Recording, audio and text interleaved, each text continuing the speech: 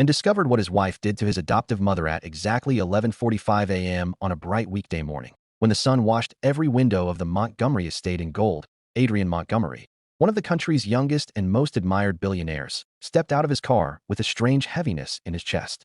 He had not planned to return home. In fact, he wasn't supposed to be anywhere near his mansion until evening. But something had pulled him back, some quiet, nagging instinct he couldn't name. Maybe it was fatigue from the endless meetings. Maybe it was the ache of loneliness he had been ignoring for months. Or maybe, without fully realizing it, he felt the silence growing between him and the two women he cared for the most. Whatever it was, it brought him home early, and it brought him face to face with a truth he never imagined. Before the story continues, if you believe in second chances, in kindness, and in the power of emotional stories, make sure you like, comment, share, and subscribe to Touch of Kindness Stories so you never miss another life-changing story. As Adrian entered the vast marble foyer, he immediately sensed something was off. The house was too quiet, too still. Nothing like the usual warm, lively atmosphere created by the gentle presence of his adoptive mother, Marjorie. She had been the heartbeat of the home ever since he became wealthy enough to give her a comfortable life. She was the woman who had rescued him from foster care when no one else even looked at him. The woman who had believed in him when others dismissed him as a troubled teenager. The woman who had held his hand through every failure long before success ever came near him. But today, the house felt cold. Adrian walked past the hallway lined with tall windows and indoor plants Marjorie used to water every morning. The sunlight hit the leaves, but instead of looking fresh and cared for, some were visibly drying out. A small but painful sign that Marjorie hadn't been tending to them. His heartbeat quickened as he climbed the stairs, his footsteps echoing through the unsettling quiet. When he reached the guest room door, Marjorie's room, he noticed something that froze him in place. The door was slightly open, and a shadow moved inside. He pushed it gently. What he found made his blood run cold. Marjorie was sitting on the edge of her neatly made bed, her shoulders trembling slightly, her suitcase half-packed beside her. Her frail hands rested on her lap, and her eyes, once full of warmth, looked red and swollen. And standing across the room, arms crossed, was his wife, Celeste, wearing a harsh expression Adrian had never seen directed at his mother before. The scene didn't make sense at first. But then, slowly, painfully, everything did. Adrian's world tightened around him as he realized he had walked into something terrible, something that had clearly been happening behind his back. The tension in the air was suffocating. The look on Marjorie's face was not the look of a woman who had simply chosen to leave. It was the look of someone who had been pushed out. The shock stabbed deeper than any betrayal Adrian had experienced in his life. He stepped fully inside the room. Everything came crashing down in a long, silent moment where he did not speak, because his heart already understood what his mind didn't want to admit. Marjorie couldn't even raise her eyes to meet his. Celeste, sensing his presence, straightened her posture as if preparing her defenses. The truth hung between them like a cruel, heavy weight. The days that followed would unfold in Adrian's mind like scenes from a film, painful, vivid, and unforgettable.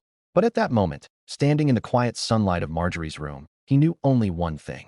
Something in his home had been breaking, and he had been too distracted, too trusting, or too blinded by love to see it. He walked toward his mother, and the way she flinched slightly broke him. It was then he noticed small details he had never noticed before.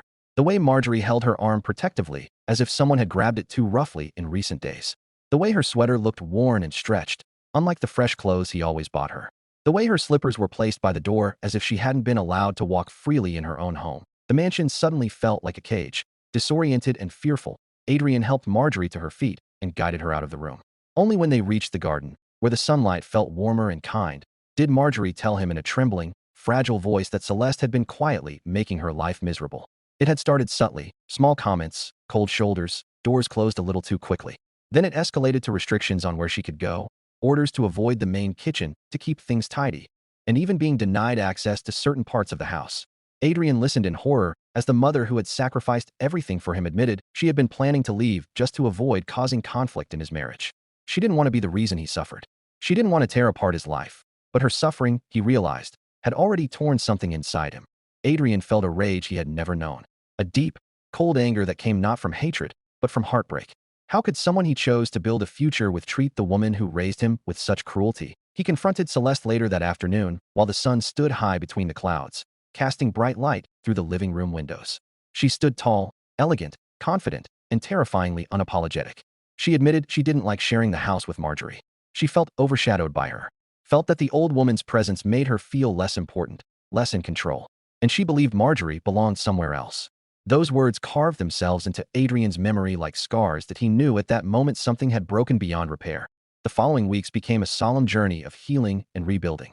Adrian helped Marjorie move into a beautiful countryside home just an hour away, a peaceful place surrounded by greenery and sunlight. He spent every weekend with her, restoring the warmth she had lost. He brought her flowers, cooked meals she loved, and stayed late into the night reminiscing about the early days when they had nothing but each other. Marjorie slowly regained her glow. Meanwhile, Adrian's marriage began to crumble. The trust he once had shattered so deeply that no amount of apologies or tears could put it back together. Celeste tried to convince him that she acted out of insecurity, not malice, but Adrian couldn't accept that explanation.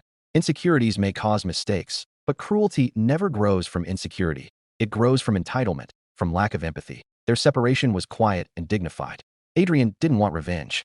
He wanted peace, and he wanted to restore the honor and love his mother deserved. Months passed, and the Montgomery mansion felt different, lighter, calmer, kinder.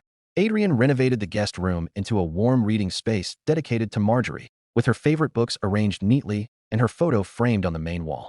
Whenever he walked inside, he felt a grounding sense of belonging, a reminder of where he truly came from. One particular morning, as the sun gently lit the estate's garden, Adrian visited Marjorie with a bouquet of white lilies. She welcomed him with a bright smile that melted years of pain. They sat together on her porch, watching the birds hop between branches, the calm breeze carrying the scent of freshly cut grass. It was during that peaceful moment that Adrian made a promise. He would always protect her, always honor her sacrifices, and never again allow anyone to mistreat her. He realized now that success meant nothing if it didn't include the people who lifted him up along the way. Their bond grew stronger than ever. And slowly, Adrian rebuilt his emotional life. He allowed himself to rediscover joy through small acts of kindness, through connecting with people who truly saw him for who he was, not for what he owned.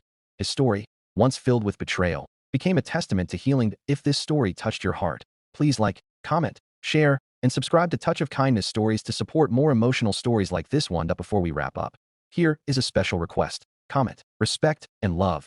If you believe every parent deserves kindness, no matter what. And with that, the story of Adrian and Marjorie closes with warmth, daylight, and the reminder that true family is built not by blood, but by the love and loyalty we choose to give.